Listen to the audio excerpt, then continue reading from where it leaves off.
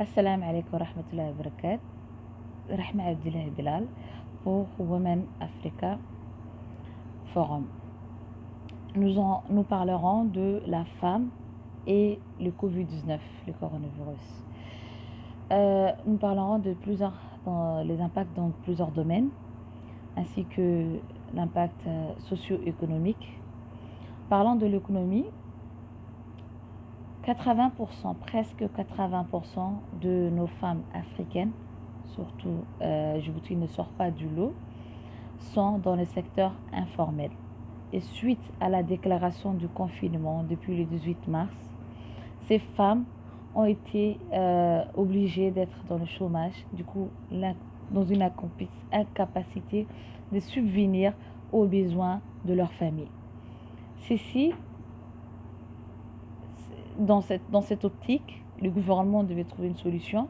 Donc, le ministère social a mis en place un programme de soutien de rations alimentaires à ces familles démunies qui sont dans l'incapacité d'exercer leur métier journalier, ainsi que la première dame qui, elle aussi, a distribué des rations alimentaires à de nombreuses familles dans l'UNEF2, l'Union nationale de la femme africaine, ainsi que la société civile aussi, de plusieurs associations, des individus personnels. Donc, du coup, la solidarité nationale a été mise en jeu. Et la majeure partie, c'était que des femmes qui étaient les acteurs principaux. Si on parle un peu de violence conjugale qui se passe un peu dans le monde entier, certes, Djibouti ne sort pas du lot de cette violence conjugale, mais on voulait juste vous rappeler que on n'a pas eu besoin qu'une crise mondiale puisse être déclarée pour que la femme soit protégée.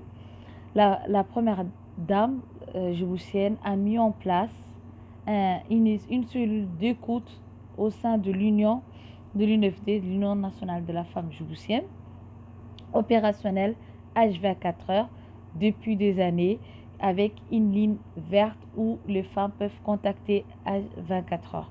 Du coup, des lois protègent nos femmes et nos filles, et on n'a pas eu assez d'impact sur ce niveau-là à Djibouti. Mais j'aimerais quand même souligner, si on sort un peu de cette situation conjugale, violence conjugale, j'aimerais un peu souligner que nos femmes aujourd'hui, au sein de Djibouti ou dans le monde entier, la femme est devenue l'héros national ou international du Covid-19, parce que c'était de femmes, elles sont sur le terrain dans différents domaines, que ce soit derrière le caisse, que ce soit à l'hôpital, nos médecins, nos infirmières, nos biologistes, nos aides-soignants, les agents de terrain qui travaillaient toujours. Du niveau dans le domaine social, c'était toujours des femmes qui distribuaient ces rations alimentaires aux familles, majoritairement des femmes. Que ce soit aussi pour trouver des solutions aux l'élan de solidarité pour le Covid-19. C'était une femme,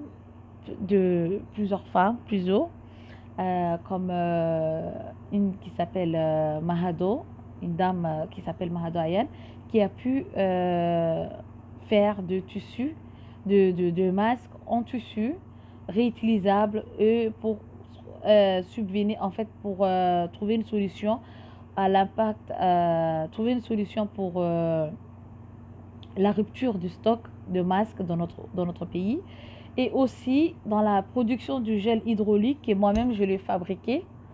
Ceci est mon gel hydraulique et je l'ai fabriqué depuis le début. C'est toujours dans l'optique de trouver une solution à la rupture qui s'est produite lors du début de la crise sanitaire. Donc, il y a aussi des femmes qui produisaient une donnée informée de la situation H24 heures du jour des très belles journalistes. Mais malheureusement, j'aimerais souligner, malheureusement, on était toujours mis à l'écart de la table ronde pour les grandes décisions, c'est-à-dire dans la comité pilote pour la gestion de cette crise économique, de cette crise sanitaire, les Covid-19. La femme, la question qui se pose maintenant, la femme n'a pas ses droits à cette table ronde? Est-ce qu'elle n'a pas ses droits?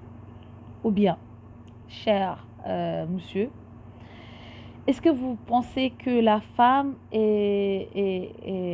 pour sa sécurité, elle ne doit pas être sur sa table ronde?